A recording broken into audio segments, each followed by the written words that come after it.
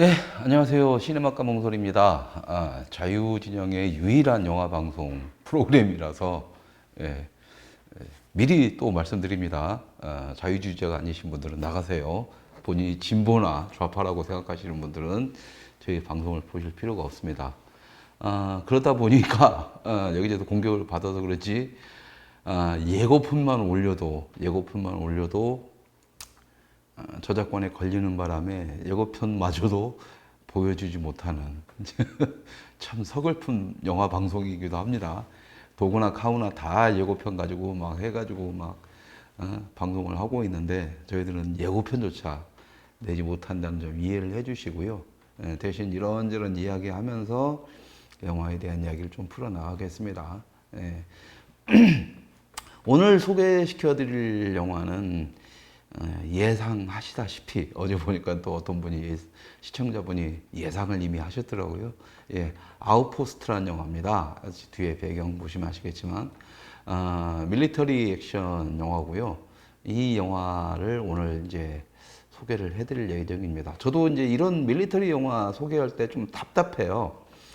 답답한데 왜 자유우파 진영에서 사람들한테 극장에서 이렇게 소개해드릴 영화가 왜 밀리터리 영화에만 한정돼 있을까라는 아쉬움이 좀 있습니다. 아쉬움이 좀 있고 뭐 뒤져보면 그냥 뭐 우파 영화가 있겠지만 어쨌든 대중들한테 각인되는 영화들이 어쨌든 밀리터리 액션은 사람들한테 볼거리를 제공을 하죠. 관객들한테 좌우를 떠나서 일반 관객들한테. 그래서 이제 우파 영화가 가지고 갈 수 있는 장점 중에 하나가 바로 밀리터리 액션이 아닐까라는 생각을 좀 해봤습니다.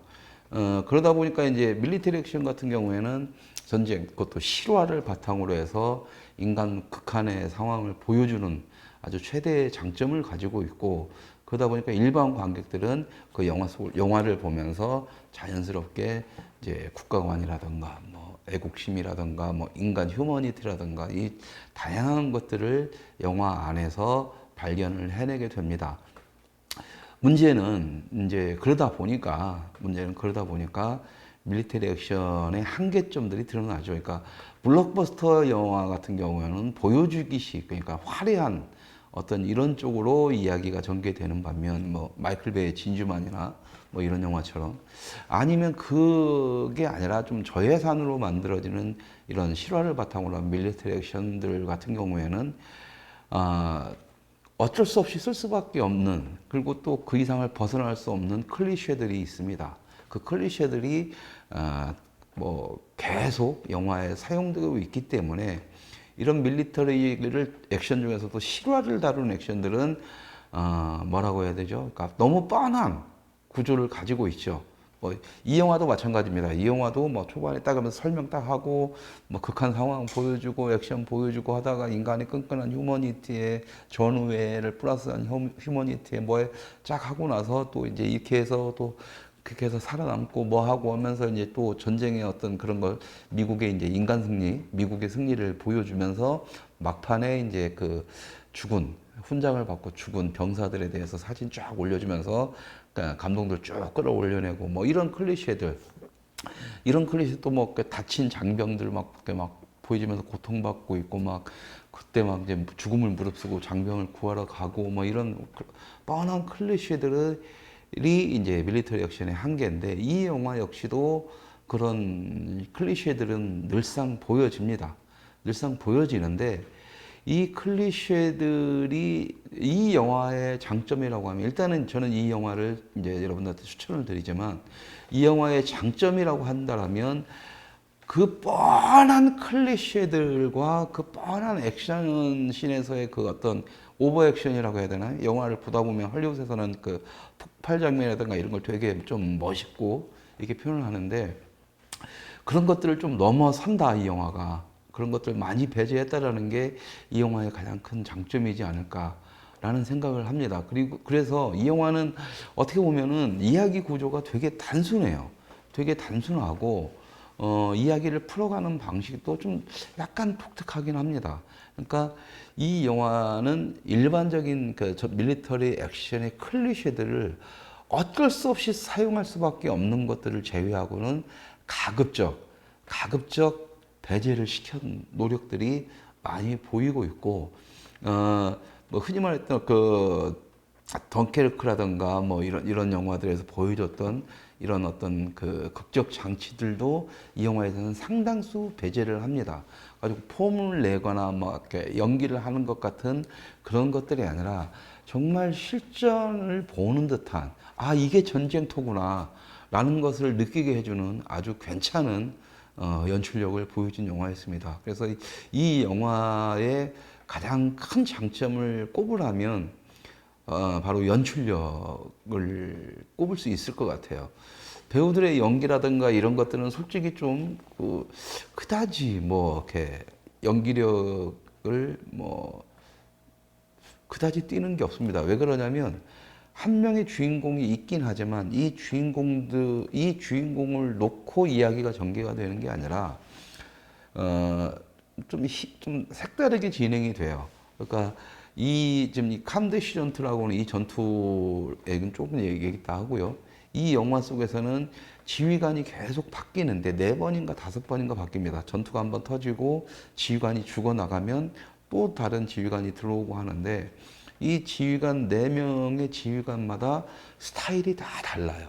스타일이 다 달라서 이 지휘관이 얘가 주인공인가 싶으면 죽어서 나가버리고 다른 지휘관이 들어오는데 어쩔 때는 정말 그 국가적 사명을 다하고자 하는 지휘관이 있고 또 어떤 지휘관은 막 깝치고 막 강압적으로 하다가 죽는 지휘관이 있고 어떤 지휘관은 겁에 질려가지고 그냥 대충 눈치만 보다가 도망치는 지휘관이 있고 어떤 지휘관은 정말 군인다운 지휘관이 있고 뭐 그래서 다양하게 이제 모양새가 펼쳐지면서 거기서 그 지휘관을 통해서 변형이 되는 군대 사병들이라든가 군대 부하들의 어떤 이렇게 액션 패턴이라든가 이런 것들이 아주 미묘하게 달라지는데 이런 것들이 참 디테일들이 연출 참 잘했다 이런 느낌이 듭니다. 그래서 이제 또 이렇게 되면 또 군대 얘기를 해야 되는데 저는 군대 얘기하는 걸 되게 싫어하거든요. 저도 3년 꽉 채워서 임기 채우고 저 군대 이제 병장 제대했습니다. 7호 하나 포부형 제대했기 때문에 뭐 그게 아니라 저는 군대에 대해서 좀 안 좋은 기억들이 많아가지고 그래서 저는 군대 얘기를 잘 안 하는데 아실 분들은 아실 거예요. 그러니까 군대에서 그 미묘한 어떤 심리 상태들을 이 영화에서는 잘 끄집어내고 있어요. 근데 그것이 이 영화가 장점이 뭐냐면 사병들 있잖아요.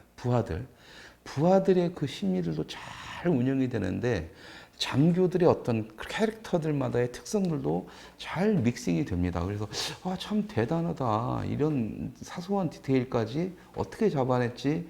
라고 했을 때 이 감독에 대한 관심이 생길 수밖에 없어요. 이 감독은 이제 그 러드 룰이라고 하는 사진 띄워주세요. 사진 딱 띄워주시면 저랑 비슷하게 생겼습니다. 네, 좀 풍만하니 너무 풍만하진 않고 저처럼 적당히 풍만한 이런 상태의 외모를 가지고 있는 로드 루리라는 감독인데요. 참 재밌는 게 이 감독이 헐리우드에서 그러니까 미국 영화에서는 보기 드문 미국 영화 감독으로서 보기 드문 평론가 출신의 감독이고 로버트 레드포드 존의 이제 라스트 캐슬로 시작을 해서 지금까지 꾸준하게 한 10편 정도 이상의 10편 정도 작품을 만들어낸 꾸준한 감독입니다. 그런데 이제 이 감독이 만들어낸 영화들 딱 보면은 굉장히 모르겠어요. 그러니까 굉장히 정치적인 영화들이 많습니다. 이게 몇 년 전에는 킬링 레이건부터 해가지고 그러니까 비평가, 평론가 출신이다 보니까 좀 정치적이거나 좀 사회적으로 해서 조금 뭔가 이바구를 터는 영화들을 좀 많이 만들어낸다라는 생각을 했었는데 한국의 평론가 출신 감독들은 그따위 영화를 만들지 마치 이제 유럽 영화에 뭐 이런 것처럼 하는데 이 로드 루리 감독은 참 독특합니다. 평론가 출신임에도 불구하고 메이저 영화가 아니라 이제 약간 마이너한 저예산의 영화를 찍는데 보니까는 느낌상 헐리우드의 시스템에 의한 영화를 만드는 것보다는 뉴욕 쪽에서 아트무비 형식의 저예산으로 만들어가는 영화를 만드는 것 같아요. 여러분들이 헷갈리시면 안 되는 게 헐리우드 영화와 미국 영화는 다릅니다. 다릅니다. 일단 헐리우드 영화는 헐리우드 자체의 시스템으로서 움직이는 그러니까 전 세계를 상대로 한 그냥 그 흥행용 영화, 상업 영화를 만들어내는 데고 그러니까 미국 영화라고 하면은 이제 미국 내에서 헐리우드를 제외한 헐리우드도 포함되겠죠. 인디펜던트 이쪽으로는. 그러니까 그 전반적으로 뉴욕 그러니까 미국의 독립 영화의 상징, 성지는 뉴욕이거든요. 그러니까 이제 이 뉴욕을 포함해서 이제 각 주마다 영화를 만드는 사람들이 있고 그렇게 만들어진 모든 영화를 통칭해서 미국 영화라고 하는 거고 이제 이 형식적으로 하자면 헐리우드는 미국 영화라기보다는 그 뭐라고 해야 전 세계를 상대로 하는 독자적인 구축을 했던 영화다. 그래서 여러분들 가끔 가다가 댓글이 달리는 걸 보면 미국 영화와 헐리우드 영화를 혼동을 하시는 경우가 있는데 헐리우드의 블록버스터라든가 메이저 영화들과 미국 영화라는 그 틀은 세부적으로 좀 나눠야 된다. 그러니까 아마추어들이나 그냥 통칭해서 그냥 헐리우드 영화 아니면 미국 영화 이렇게 얘기를 하는 거지. 우리 시네마 까먹는 소리를 보시는 시청자분들 정도는 미국 영화와 할리우드 영화 정도는 구분을 하시는 그런 예, 그런 걸 가지고 계시기 바랍니다. 마찬가지로 인도 영화도 마찬가지입니다. 인도 영화와 마살라, 그러니까 발리우드라고 불리는 마살라 영화는 좀 별개로 놔두셔야 됩니다. 마살라 영화는 흥행을 하는 거고 전 세계, 특히 유럽 쪽에서 대박을 치고 있고 일본 쪽에서도 동남아 쪽에서 굉장히 유행을 하는, 그러니까 한국에서만 쫄딱 망하는 게 마살라 영화지. 한국을 제외하고 중국이나 뭐 한국과 중국, 북한도 제외하고 이런 이 씨발 다 같이 그냥 공산주의 국가만 남았네. 확 짜증나는데 어쨌든 왜 한국도 거기에 속하는지 모르겠지만 그런 말 제외하고는 전 세계 시장을 장악하고 있죠. 그래서 발리우드라는 표현까지 쓸 정도고 실제적으로 영화 제작 편수는 할리우드를 능가합니다. 그래서 이 발리우드에서 만들어지는 마살라 영화와 인도 내에서 이제 인도 다양하게 또 아까 뉴욕처럼 이렇게 만들어지는 인도 영화는 구분을 좀 해주시는 게 맞다. 그래서 이제 여러분들이 주로 보셨던 것은 아마 마살라 영화였을 거다. 그리고 여러분들이 주로 보셨던 미국 영화는 할리우드 영화지 미국 영화가 아닐 것이다. 라는 관점에서 보면 이 영화는 미국 영화일 확률이 높다. 헐리우드에 자본을 투입했을까라고 하기에는 상당히 저예산의 영화입니다. 그러니까 헐리우드에 자본을 투입했던 이제 12 솔저스나 뭐 토르의 주인공이 나왔던 그 12 솔저스라든가 이제 뭐죠 마크 월버그가 주연했던 론 서바이버 같은 영화가 이제 헐리우드에서 만드는 시스템이 있는데 여러분들이 이 영화를 볼 때 좀 나름대로 재미있게 볼 수 있는 것도 12 솔저스라든가 론 서바이버 같은 실화를 다룬 헐리우드 액션 영화와 이 영화를 딱 비교해 보면 이 영화만 딱 보면은 여러분들이 잘 모르시겠지만 그 두 개를 같이 한번 봐보십시오. 론 서바이벌을 보시든 12 솔저스, 아니 12 솔저스가 조금 더 이쪽 매칭이 더 되겠네요. 어차피 다 이제 중동 지역을 다루고는 있지만 어쨌든 이 두 편의 영화, 이 영화와 다른 한 편의 영화를 비교해서 보시면 제가 말씀드리는 게 이 차이구나라는 걸 조금 아시게 될 거예요. 이 영화 역시 그러니까 이 영화는 정말 매력적인 영화였습니다. 그런 점에서 저한테는.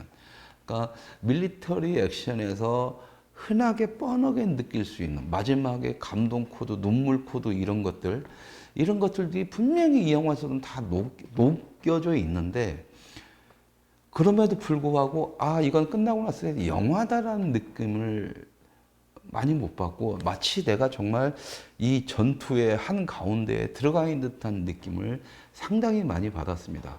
그것이 이 감독의 연출력, 아까 말했던 부분이었었고요. 감독 얘기하다가 갑자기 또 영화 얘기로 빠지네요. 그런데 죄송합니다. 이게 방송이 이런 거죠. 인터넷 방송 있어요. 그러니까 대본도 없고 작가도 없는데 그냥 생각나는 대로 가는 거죠. 그죠? 예.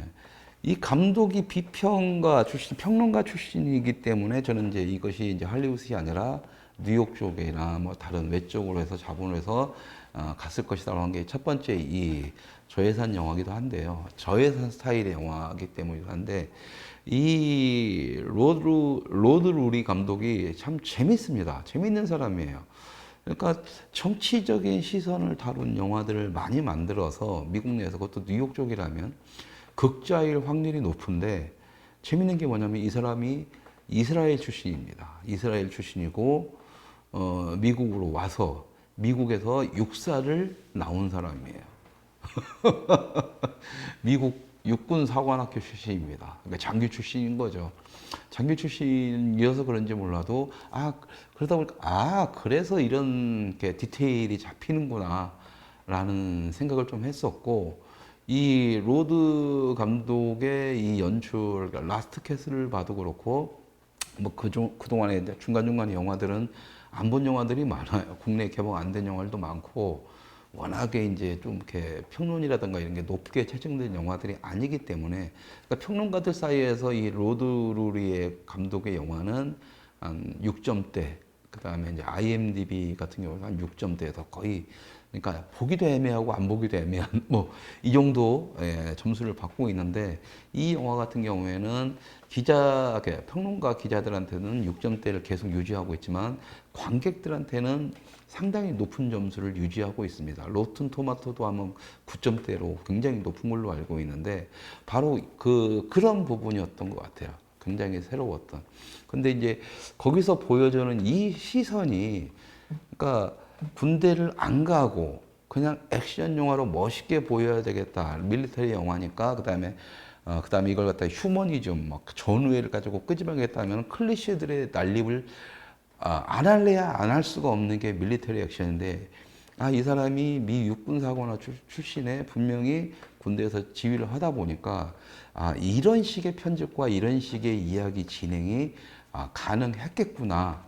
라는 식의 생각이 든 거죠. 그래서 4명의 지휘관들, 중대장들이 죽어나가면서 교체가 될 때, 그러면서도 이 장교들의 하나하나의 색깔들을 다 잡아내고, 이 장교들로 인해서 그 군대 내의 분위기가 바뀌어가고, 뭐 이런 것들, 이런 모습들이 굉장히 디테일하게 보여지고 있다라는 것이 참 특이했던 것이었고요. 그러다 보니까 이제 이 로드루리 감독에 대해서 참 재미있는 생각이 좀 들더라고요. 분명히 이스라엘 출신의 미 육군 사관학교 출신인데 영화에서 보면은 약간의 군대에 대한 불만이 좀 있었던 것 같은 느낌이 들어요. 그래서 이제 군대 내에서 이제 그 장교들의 모습을 보여주면서 이 장교들이 일관된 어떤 그 군의 오더를 받고 이렇게 리드를 하는 게 아니라 그냥 멍하니 떠 있었던 그리고 이 캄데시전2에서 이 키팅 전초기지가 무너지게 되고 없애게 되는 과정에서의 이제 그 군의 어떤 그 잘못된 작전 판단 미스 이런 부분에 대해서 약간 비판적인 시각을 제공을 합니다. 역시나 이 사람이 다큐멘터리가 아니라 그동안의 정치적인 영화를 만들면서 약간 독특하게 이스라엘 출신의 군 장교 출신임에도 불구하고 약간은 이제 비판적인 시각을 제공하는 부분들이 있었는데 그래서 저는 이 사람이 이제 뉴욕 쪽이라고 보는 건데 어쨌든 이 영화에서는 참 뭐라고 해야 되나 그 전에 이제 그것도 이제 약간은 막 대놓고 노골적으로 그런 게 아니었음에도 불구하고 마이클 무어나 이런 사람처럼 로버트 레드포드나 이런 사람처럼 막 대놓고 하지는 않았음에도 불구하고 어떻게 보면 약간의 중도 좌파스러운 이런 영화들을 보여줬더라면 이 영화에서도 약간은 미 군에 대한 비판적 시각을 제공하긴 합니다. 그럼에도 불구하고 저는 이 영화를 우리 자유우파가 참 좋아할 만하고 볼만하다.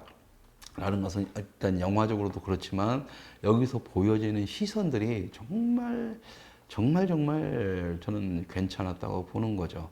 예. 뭐냐면 그것이 그 전에 이제 전우회라고 이제 사람들 표현하잖아요. 그러니까 그것이 이제 휴머니티긴 하지만 그러면서 인간에 대해서 군대 내에서도 기존의 이제 전쟁 영화들 보면 군대 내에서는 이제 밀리터리 액션 같은 경우에는 특히 이제 이 중동 아프가니스탄을 했을 때는 전우회를 넘어서지는 않았던 부분들이 있었거든요. 전우회를 넘어서지 않고 전우회, 그다음에 국가 관념 확실한. 그러니까 누가 봐도 이건 우파 영화라고 할 수 있는 뭐 그런 영화들이 밀리터리 액션의 줄을 이뤘다면 이 영화에서는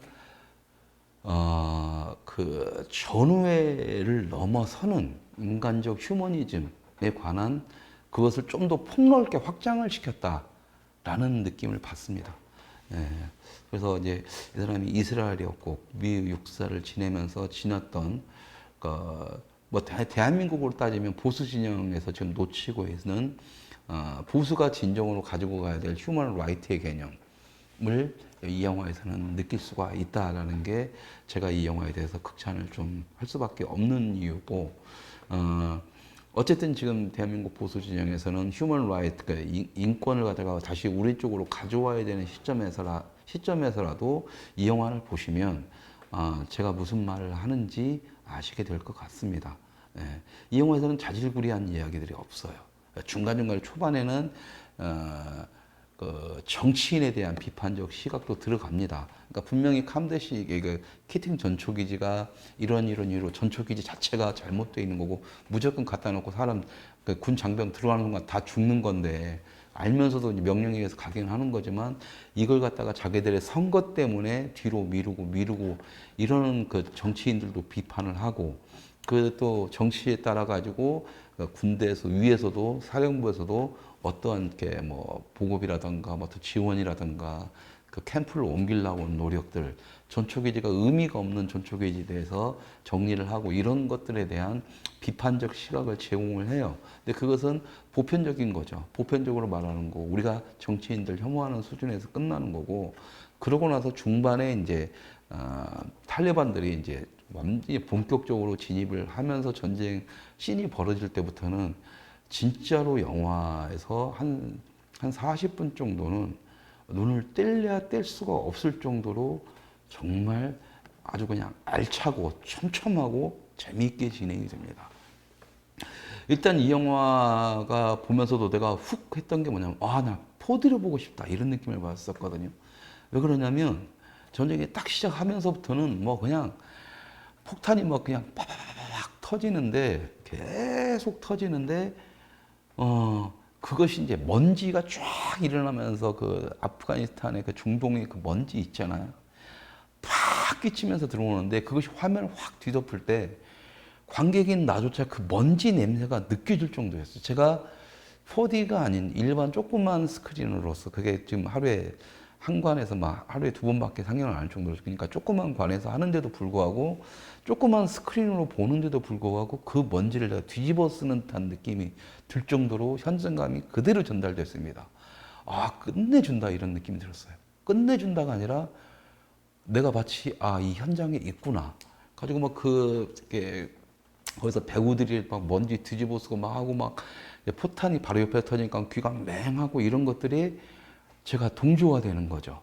그래서 같이 거기에 빠져들게 되고 그러면서 그걸 갖다가 다시 그것을 순간을 놓치지 않고 감독이 그 다음에 바로 롱테이크로 해가지고 쫙 그 탄창을 나르고 그 다음에 부상당한 자기 동료를 갖다가 구하고 막 이런 것들을 롱테이크로 쫙 보여주는데 그것이 마치 진짜 내가 막 원래는 이렇게 관객들은 카메라를 따라가는 그 형식인데 이 영화는 뭐냐면 카메라와 관객인 내가 같이 가는 느낌을 받았어요. 그 긴박함 속에서. 근데 저는 거기서 이제 그 배우 이름을 까먹었는데 거기서 맨 마지막에 나오는 아마 그게 뭐 커팅가 될 건데 이 사람 상병인가 될 건데 이 친구의 연기가 너무 좋았던 게 자기 동료를 구하기 위해서 막 거의 미친 듯이 막 그러다가 이제 이렇게 딱 하면서 잠시 이제 험비 안에 숨어 있으면서 이제 나는 사람을 죽여본 적이 없다. 라는 말을 하면서 그냥 미쳐가지고 부상당한 자기 동료를 다 구해가는 이런 장면들에서 눈물이 안 납니다. 이 영화에서는. 그러니까 휴머니즘이 나오고 분명히 전후에 나오니까 거기서 가슴 뭉클한 이게 나오는데 안 나와요. 안 나오는데 마지막 사령관이 오고 거기서 있던 지휘하고 있던 그 부하가 이제 딱 그 장면이 있는데 막 갑자기 울컥해지는데 여기서 울면 안 되는데 막 이러고 있으니까는 이제 새로운 지휘관이 이제는 울어도 된다. 지금은 울어도 되는 타이밍이다. 딱 그 말하는데 거기서조차도 눈물이 안 나요. 가슴만 뭉클하지. 이 영화에서는 억지로 눈물을 제공해 주지 않습니다. 그리고 전쟁 영화에서 그 클리셰에 의해서 나오는 아주 기본적인 그 감동 부분은 다 살리면서도 눈물을 흘리게는 안 만들어요. 그러니까 감정들을 싹 없애고 몸이 건조하면서도 그러면서도 휴머니즘을 다 얘기를 합니다. 방식이 달라요. 그러니까 이 영화에서 가장 백미는 어떻게 보면은 저는 이 영화를 보면서 마지막에 야 이거다라고 했던 게 뭐였냐면 엔딩이 다릅니다. 엔딩이. 예, 엔딩이 굉장히 다르고 그 엔딩은 흔히 말하는 외상후 스트레스 증후군이라고 하죠. 이제 현실에서 전투를 치러본 사람이 옆에서 동료들 죽어나가는 것도 보고 막 그다음에 자기는 살아났다는 어떤 그 동료에 대한 전우에 대한 어떤 죄책감 뭐 이런 것들로 인해서 굉장히 스트레스를 받고 있잖아요. 여러분들 천안함 생존 장병들도 지금 그 외상후 스트레스 증후군 그래서 PSTD에 지금 그 빠져서 걸려서 지금 이제 정신과 치료를 받는 천안함 생존자들이 많은데 여러분들 잘 모르시잖아요. 근데 그게 저도 잘 모르는데 얘기만 들어봐도 끔찍합니다. 일상생활이 거의 불가능할 정도니까. 근데 그건 역시도 한국에서는 사비를 털어서 자기 돈으로 치료를 받고 있는 부분이라서 그래서 천안함 장병들이 생존 장병들이 굉장히 힘든 삶을 살고 있죠. 이 영화의 마지막 엔딩은 아까 말씀드렸던 그 상병 이야기. 상병이 이제 그 동료를 구하고 나서 이제 거기에 대해서 외상후 스트레스 증후군에 빠져가지고 병원에서 이제 정신과 의사한테 상담을 받는 장면으로 해서 마지막 엔딩이 딱 끝납니다. 그러면서 이제 감동이라기보다는 우리가 뭔가를 다시 생각하게 만들어요. 우리는 단지 군인, 국군 이랬을 때 우리나라를 지키기 위해서 싸우다가 죽었고 그런 사람들을 영웅으로 만들어주고 위대하고 고맙고 말은 그렇게 하지만 실질적으로 살아남은 장병들이라든가 이 군인들의 실제 모습에 대해서 우리는 알고 있는 게 뭐가 있을까? 라는 생각을 해봤습니다. 연평해전 역시도 마찬가지고 천안함 역시도 마찬가지고 우리가 그 연평해전에서는 김한나 선생이 천안함은 전준영 회장이 그렇게 개고생을 하고 자기 인생을 포기하면서까지 사람들한테 진실을 알리고자 노력을 하는데 과연 우리는 무엇을 하고 있었나? 라는 이제 저는 질문을 계속 던지고 있었는데 그러니까 이게 영화의 힘이죠. 이 영화에서는 마지막 장면에 그냥 감동으로 딱 끝내가지고 이 사람들이 영웅이 됐고 이렇게 해서 미국은 위대한 나라다 이 얘기가 아니라 마지막 장면에 그 PSTD 걸린 외상후 스트레스 증후군에 걸린 장병의 그 정신과 치료 장면을 딱 보여줌으로 해서 우리가 분명히 전쟁에서 이렇게 해서 미국이라는 나라가 위대하게 세워졌고 이제 대한민국으로 따지면 이렇게 해서 위대한 대한민국이 세워졌는 그 이면에는 이런 아픔들이 있을 때 우리는 이 아픔에 대해서 어떻게 할 것인가에 대한 고민을 하게 만드는 시간을 제공을 합니다. 그러니까 울 시간이 없는 거예요. 이때쯤 이제 울 준비를 해야지. 여기서 뻔한 클리셰가 나오니까 울 준비를 해야지 하는데 아니에요. 그러니까 전우가 죽어나가든 뭘 하든 막 피 튀기고 옆에서 죽어 이것이 전쟁의 참혹함이 아니라 그것보다 더 큰 참혹함은 살아남은 자들이 가지고 있는 그 외상후 스트레스 증후군 그리고 그것에 대해서 말을 하고 싶은데 말을 못하는 그 장병들, 생존 장병들의 그 모습 속에서 그 전에 이제 전쟁 영화들이 어떻게 보면 눈물을 흘릴 수도 있겠죠. 전쟁 영화들이 감동에 의한 가슴이 벅차오르는 눈물이었다면 이 영화를 딱 끝나면서 만약에 울게 된다면 뭔가 아무것도 하지 않은 내 자신이 미안해서 그런 장병들에 대해서 미안해서 눈물을 흘리는 것 같은 그런 생각이 들 것 같습니다. 그래서 이 영화를 보면서 와 미국이란 나라는 역시 참 대단하다. 저예산 영화로 이런 밀리터리 액션을 만들어내는 것도 대단하지만 그런 부분에서 휴먼 라이트의 관점 하에서도 충분히 얘기를 하면서도 진짜 우리 보수 진영, 보수 우파 진영에서 가지고 가야 될 마음가짐이 뭔지 거기에 대해서 한 번 더 생각을 만들어 보면서 저는 이 영화가 12 솔저스라든가 그전에 론 사이버라든가 뭐 이런 식으로 해서 그 다양한 아프가니스탄 미국 전쟁 영화들이 많이 나왔음에도 불구하고 저는 이 영화가 다른 영화들보다 훨씬 더 독보적으로 저는 우월하다, 잘 만들었다고 말씀드릴 수 있는 것은 뭐냐면 바로 이 부분이었습니다. 전혀 다른 똑같은 전쟁 영화고 미국은 위대하다 뭐하고 막 전후에 다 들어갔지만 마지막에 그 한 장면 때문 하나만으로도 이 영화는 충분히 위대한 시선을 관객에게 던져줬고 미국이란 나라에서 이런 영화가 만들어질 수 있는 것도 미국인들의 선진 시민들. 그러니까 미국은 그렇잖아요.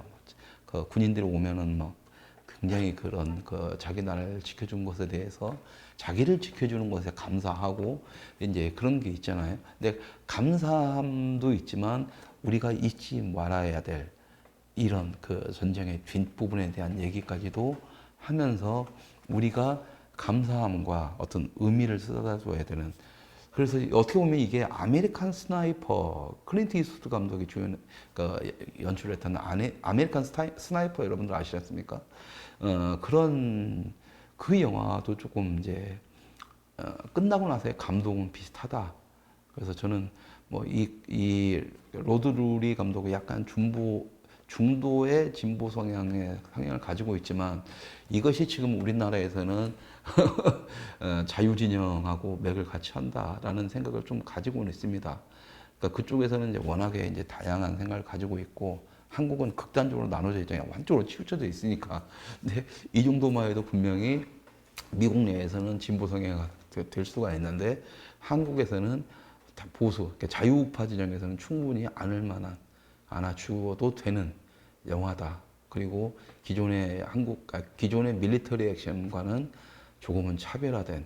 그러니까 아메리칸 스나이퍼 같은 경우는 밀리터리 액션임에도 불구하고 어떤 그 인간적인 휴머니즘에만 방점을 굉장히 강하게 찍었다면 이 영화는 밀리터리 액션이 보여줄 수 있는 액션과 재미, 영화적 재미 플러스 그런 휴머니티에 대한 아메리칸 스나이퍼식의 휴머니티에 대한 것도 다 녹여져 있다라는 생각이 드는 거고 이 안에서 어떤 정치적인 시선을 찾는 것은 뭐 어차피 우리 자유우파 분들은 제가 무슨 영화 얘기를 해도 다 정치적으로 연결시켜 버리니까 제가 알아서 찾아내시겠죠. 아까 말했던 정치 비판하는 것도 연도 따져가지고 이때가 그러면 좀 민주당 때 했으니까 민주당 까는 거냐, 공화당 때 했으면 공화당 까는 거냐, 뭐 이런 거 찾아내시겠지만 전반적으로 이것은 뭐 정치인에 대한 그런 부분이라고 넘어갈 수가 있는 거고요.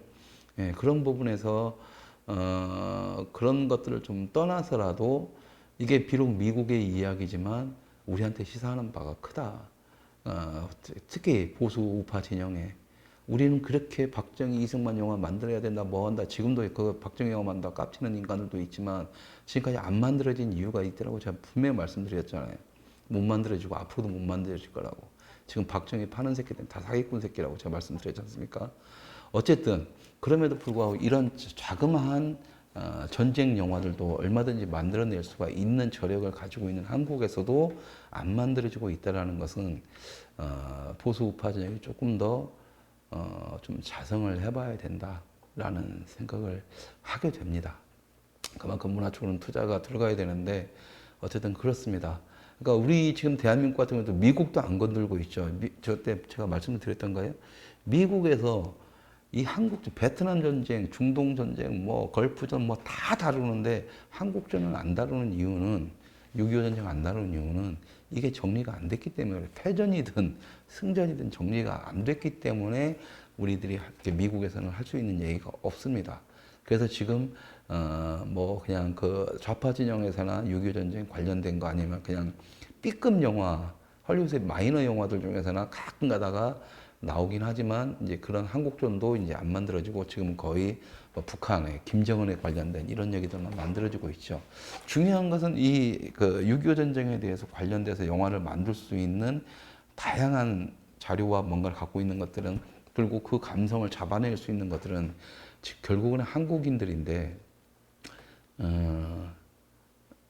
어쩔 수가 없죠. 뭐 이러다 보면 언젠가는 필요성이 알게 되고 언젠가는 또 이런 식의 다양한 영화들이 우리 손으로 만들어지게 될 때 그때 가서나 우리는 대중들한테 인지가 되지 않을까라는 좀 그런 답답하고 그런 아쉬운 마음도 생겼습니다. 지금 한국 같은 경우만 해도 제가 시나리오를 구성하고 있는 것만 해도 한 세네 개 되거든요. 세네 개 되고, 그러니까 레클리스부터 해가지고 이제 백두산함 이야기, 백두산함 얘기 이제 시나리오까지 다 써놨고, 레클리스부터 해서 뭐 장사리야 얼마 전에 허접하게 만들어졌지만 쫄딱 망했잖아요. 그러니까 그런 식으로 가면 안 되거든요. 그러니까 저는 보수우파 진영에서 지금은 상업적으로 성공할 수 있는 어떤 배급망이나 제작망들이 별로 없기 때문에 그만큼 자금도 없어서 오히려 저렇게 작은 영화들로 알차게 우리의 의미를 전달하는 영화들이 만들어지고 다양하게 만들어지고 여기서 정말 그 적은 금액에도 잘 만드는 감독들이 나타났을 때 그들을 데리고 상업 영화로 진출시켜서 자신의 어떤 뭔가를 만들어내게 해야 되는데 그런 시스템이 안 되는 게 참 아쉽습니다. 아쉽고 좀 답답하죠. 한국인들은 늘 말만, 특히 보수 진영은 늘 말만. 백서엽 장국 그렇게 해서 막 돌아가시고 나 그때는 뭐 자기 챙겼나? 돌아가시고 나니까는 뭐 추모제 다 거기서 그걸로 끝. 누가 죽어야 그걸로 끝. 조금 있다가 그걸로 끝. 살아있는 사람한테 잘하자라는 개념으로 최영섭 대령님하고 하는 뭐 하고 있는 나무 프로젝트는 관심 없고 끝. 예, 답답하죠. 예, 답답합니다. 그러니까 이런 영화들 볼 때마다 미국이 부러워지고 내가 한국인이라니까 참 싫어져요. 한국인이라는 게 싫어지는 게 아니라 내가 보수 진영에 몸을 담고 있다는 게 더 싫어지고 막 이렇습니다. 예, 참 안타깝죠. 감독 얘기를 조금 더 할까요? 감독 얘기를 좀 더 하면 이 감독이 제가 이제 뭐 어떤 남의 개인사에 관심이 없는데 개인사에 이 감독의 가족사에 관심이 있었던 게 마지막 엔딩 크레딧에서 이름 하나 때문이었어요. 헌터 루리에게 뭐 이렇게까지 보내는데 감독이 영화를 끝내고 크레딧이 올라가기 전에 어떤 이름을 딱 넣을 때는 누군가 영화를 찍다가 죽었거나 아니면 그 영화를 만드는데 아주 지대한 공을 세운 분한테 감사와 존경의 의미를 담아서 한 줄을 넣는 거거든요. 그래서 이제 영화를 찍다가 이제 누군가 죽었다 하면은 크레딧 올라가기 전에 그 사람의 이름을 넣어주고 막 그런 경우가 많습니다. 그런 경우가 많은데 이번에도 딱 그런데 이름이 하나 올라가길래 저 사람이 누구지 했는데 아들이더라고요. 그러니까 이제 아버지가 내 아들한테 이 영화를 선물한다 이제 이런 개념인 거죠. 그래서 나는 이 사람이 자유우파다라고 생각을 했던 거고 그 PSTD 증후군 환자가 인터뷰를 하면 마지막에 클로즈업에서 끝나고 이제 크레딧 올라가는데 그게 먼저 나오고 이제 다른 장병들이 이제 실존 인물들 사진이 나오는데 좀 묘했어요. 그러니까 그 아버지라는 존재가 내가 미국인으로 살고 영화를 만들면서 내가 살아가는 나라에 대해서 알고 네가 앞으로 살아갈 것은 어때야 되는지를 갖다가 이 영화에 녹였지 않았나 이 감독이. 그리고 이 감독이 자신은 이 영화가 굉장히 완벽하다고 마음에 들었다고 생각을 한 것 같아요. 그러니까 자식한테 선물을 해주면서 내가 알고 있고 내가 가지고 있고 내가 살고 있고 내가 지키고 있는 이 땅이 이 미국이란 나라가 이런 나라고 이런 사람들을 잊지 말아야 된다라는 것을 마치 자식한테 선물해 주는 듯한 그런 느낌을 받았습니다. 그래서 이제 헌터 루리가 나는 누군가 부모님한테 보내는 거 했는데 그게 아니더라고요. 그래서 재밌어서 이제 그걸 좀 봤더니 아버님 더 재미있는 얘기가 있어요. 아버지가 그 레넌 루리라는 사람인데 미국에서 굉장히 유명한 시사 작가, 시사 만화가 있답니다. 우리 이렇게 딱 따지면 그 신문에 올라가는 한평, 만화평 그런 사람인데, 카툰 작가면서 시사 만평가였던 사람인데 굉장히 유명했고 실력을 굉장히 유명해서 미국 내에서도 많이 알려지고 있고 이런 사람인데 더 재미있는 게 뭐냐면 이 사람이 2006년도에 우리 한국에 경기도 홍보대사 했어요. 이 레넌 룰이라는 분이 경기도 홍보대사 했었습니다. 깜짝 놀랐죠. 그러니까 한국인하고도 이렇게 접목이 저희 한국하고도 접목이 되는 그런 집안이기도 해서 참 재밌네 이런 식으로 했는데 2006년도면은 김문수 지사가 도지사를 시작할 때였죠. 예, 그랬고 그래서 그러니까는 좀 감이 잡혀요. 지금은 굉장히 좀 제 입장에서는 참 안타깝게 변화하셨지만 도지사 때 김문수 지사의 모습은 정말 멋있었고 정말 대단했었죠. 특히 문화 쪽으로도. 그러니까 이제 그 문화 쪽으로는 이런 분들을 갖다가 홍보대사로 만들 정도였으니까 그 삭식은 꽤 있었을 거고 DMZ 다큐멘터리 영화제도 김문수 지사가 만드신 거죠. 문제는 그러니까 이게 문제예요. 보수 진영은 이게 문제인데 대가리만 바꾼다고 해서 바뀌는 게 아니잖아요. 김문수 지사가 그렇게 딱 해가지고 DMZ 다큐멘터리 영화제까지 만들었으면 그걸 이제 우파의 성지로 만들던 우파의 영화인들이 조금 진출해서 먹고 살게 하면서 거기서 이제 우파의 영화들을 딱 키우는 이걸로 했어야 되는데 띡 만들어만 놓고 관여를 안 해요. 그냥 알만한 유명한 연예인들 데려다 놓고 해버리니까 영화인들 데려다 얘네들이 다 좌파란 말이죠. 결국엔 지금 뭐예요? DMZ 그 영화제가 지금 다큐멘터리 영화제인지 평화 영화제인지 헷갈려 버리죠. 그냥 좌파 영화들만 좌파 애들만 그러고 있는 상태죠. 그러니까 대가리가 뭐 만들어놔봤자 밑에 수족이 없어 버리니까 수족을 부리지 못하니까 보수가 지금까지 망한 건데 김문수 지사는 경기도 지사 생활할 때 문화 쪽으로 상당히 많은 공을 가지고 뭔가를 만들어내긴 했지만 결과적으로 뭐냐 그걸 다 좌파들이 따먹었죠. 다 가져갔죠. 예. 그래서 좌파들 배만 불려준 결과물이 이렇게 된 겁니다. 예. 지금 박근혜 대통령이 탄핵되기 전에 창조경제혁신센터를 만들었을 때 보수 우파진에서 이게 뭐는지도 모르고 문화 창조 뭐니까 이게 뭔지도 모르고 헤맬 때 그리고 탄핵당하고 나서 좌파들은 지금 문재인 정부는 창조경제혁신센터를 지금도 잘만 써먹고 있는 거하고 똑같은 거죠. 우리가 저또 문화에 대해서 모르니까 이게 그냥 뺏기는 겁니다. 뺏기는 거예요. 수천억, 수조원을 그냥 뺏기는 거죠. 그런 진지들 다 뺏기는 거예요. 억울하죠. 근데 아는 사람이 머릿속에서 알고 있기 때문에 김문수 지사처럼 만들어내면 뭐냐고. 지들 밖을 전락을 해버리는데.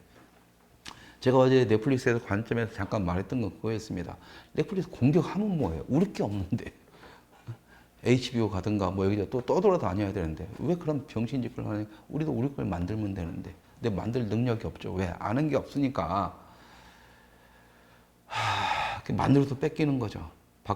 김문수 지사 때 DMZ 영화제 만들어봤자 뺏기고 박근혜 정부 들어와서 이것저것 창조경제혁신센터부터 문화융성센터부터 해가지고 다 뺏겨버리잖아요. 다. 쟤네들 밥거리만 주고.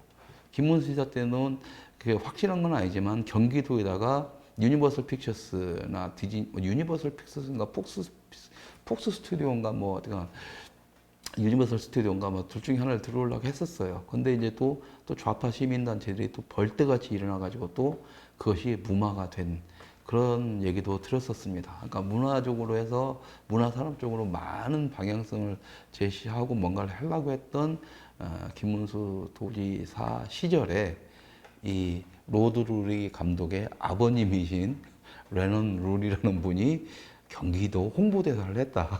뭐 이런 그냥 우스갯소리죠. 그러니까 그 경기도 홍보대사 했다고 보니까 나는 맨 처음에 그러면 좌파겠구나 시사 만평가에 뭐 이러면 좌파겠구나 봤더니 김문수 지사 때였더라면 어쨌든 이스라엘 쪽 사람들이고 자기 아들을 육사에까지 보내고 할 정도의 사람들이라면 애국관이 확실한 그러면서 휴머니즘을 굉장히 많이 탑재한 그런 가족의 모습이었다라는 겁니다. 그래서 이제 이 영화를 보시고 마지막에 아들한테 보내는 그 아들의 이름을 딱 거론할 때 정말 미국식의 어떤 자유, 자기 개인과 가족, 그 다음에 타인에 대한 타인에 대한 어떤 그 인간적인 이런 부분들을 갖다가 한 번에 느끼게 해주는, 참 그래서 가슴 뭉클하고, 국가관 때문에 뭉클한 게 아니라 딱 가슴 따뜻해지면서도 오히려 그런 살아남은 장병들한테 더 미안해지는,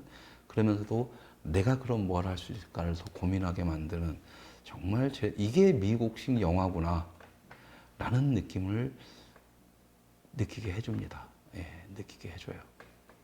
그래서 이제 여러분들이 대부분의 밀리터리 액션들 보면 그 폼내요. 특히 마이클 베이 영화는 막 그냥 폭죽 터듯이, 폭탄이 터지면 폭죽 터듯이 막 뿅뿅뿅 해서 불빛 나가고, 막 다른 데 보면은 막 그 뭐냐, 람보, 12 솔저스 보면 말 타고 막 가면서 막 옆에서 막 포탄 터져도 그냥 쭉쭉 가면서 그냥 폼나게 가는 반면에 있다라면, 이 영화는 그런 게 없이 날것 그대로 현장에 있다는 느낌을 준다라는 게 가장 매력적인 거고요. 이 영화에서는 하늘이 잘 안 나옵니다. 하늘이 잘 안 나오고, 아마 그래서 여러분들이 초반에 보실 때는 답답하실 거예요. 근데 그 어두운 극장 안에서 봤을 때도 이렇게 답답한데, 아마 여러분들이 그냥 그냥 집에서 컴퓨터로나 봐야지 할 때 보면은 앞에 한 5분 정도는 화면이 뭔가 막 안 보일 수도 있습니다. 분명히 불을 다 끄놓고 보셔야 희미하게 보일 정도로 조명을 거의 안 썼는데, 거의 안 썼고, 거의 도착해서도 하늘이, 뻥 뚫린 하늘이 잘 안 보이는 것들이 뭐냐면, 감독이 제가 봤을 때는 의도한 영상들입니다. 그러니까 그것이 그 중동의 아프간 중동 지역의 그 높은 산들, 골짜기에 꽉 처박혀 있어서 산맥이 이렇게 높으니까, 그러니까 그냥 다 죽어야 되는 상황인 거죠. 그냥 몰아놓은 상태니까.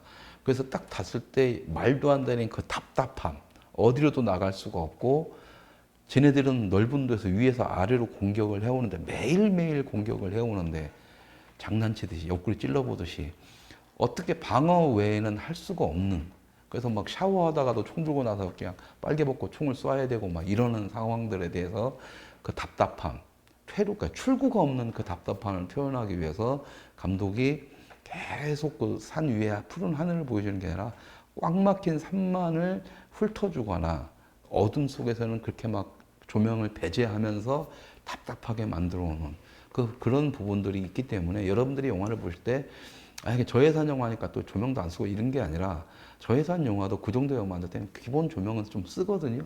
기본 조명은 쓰는데, 기본 조명마저도 없앴다라는 것은 의도했다, 감독이. 그 답답함을. 마치 존 카펜터스 감독이 분노의 13군가 영화를 만들 때 오히려 밤에 찍으면서도 모든 인공광들을 다 제거해서 그 답답함, 뚫려 있음에도 불구하고 어디 갈 데가 없는 답답함, 이런 부분들에 대한 표현을 한 거다라는 생각이 들어요. 그게 아니었으면은 그 사람들이, 그 군인들이 이제 밤하늘에다가 뻐큐를 날리는 장면이 있는데, 중동 지역이 얼마나 밤하늘에 별이 많겠습니까? 그런 거 전혀 안 나오고 아예 시커멓게 다 처리하는 것들 딱 보면은, 감독의 의도는 그는 초반에 그 이 군인들이 가지고 있는 그 현실적인 답답함을 표현을 한 거였었고, 그 답답함을 시작으로 해서 우리 보는 시청자들은 몰입을 좀 더 할 수밖에 없는 상태로 자기의 감정선이 준비가 되는 거죠. 후회하지 않으실 겁니다. 이 영화는. 분명히 여러분들이 그 액션 블록버스터 헐리우드 영화에서 기대했던 화려한 액션을 기대한다면 아닙니다. 그 다음에 12 솔저스, 그 토르의 주인공이 나왔던 크리스 햄스워스인가요? 그 사람이 나왔던 말 타고 하는 것처럼 람보를 연상시키는 그런 소규모 영화도, 그런 영화도 기대하지 마십시오. 네, 기대하지 마시고, 그다음에 론 서바이버에서 보여줬던 그런 어떤 전형적인 할리우드 스타일의 어떤 그 긴박함이라든가 뭐 이런 거 화려한 카메라 워킹을 기대하지 마십시오.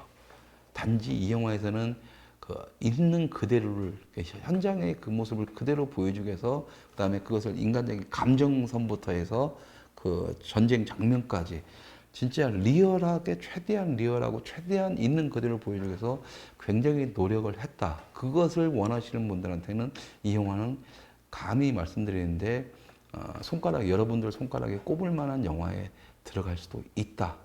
있는 영화가 될 수도 있다라는 말씀을 좀 드려볼 것 같습니다. 단지 이 영화의 흠이라면 저예산 영화다 보니까 근데 아니 저예산 영화도 아니야. 촬영 감독이 조금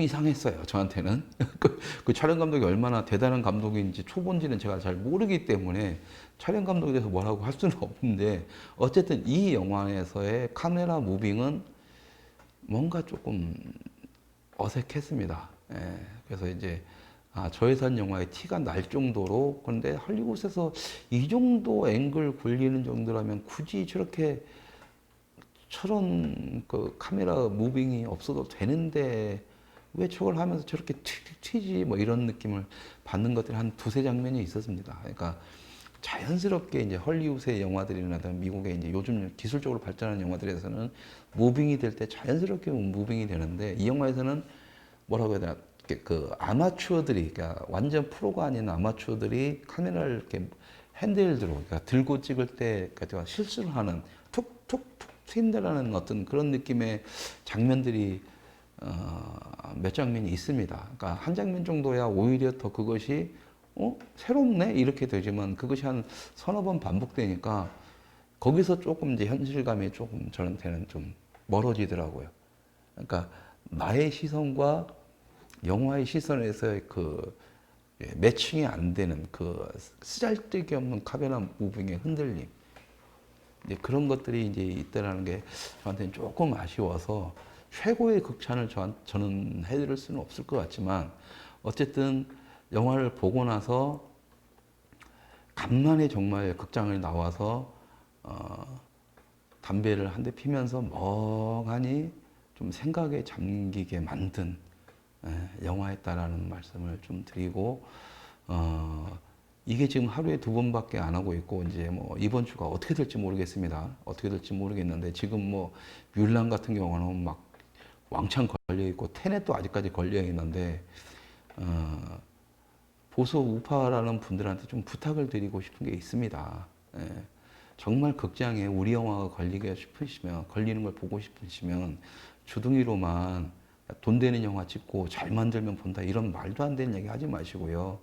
지금 여러분들이 그런 영화를 보고 싶다고 하면 지금 여러분들이 해야 될 가장 첫 번째 행동은 보수 우파의 영화라고 할 수 있는 영화들이 이렇게 간신히 틈을 타서 극장에 개봉을 했을 때 가서 봐주시는 겁니다. 그래서 보수 우파 영화가 돈이 되는구나라고 제작자나 배급사가 이해를 해야 극장들이 이해를 해야 그런 영화가 만들어지는 거예요. 만든다고 보여지는 게 아니라.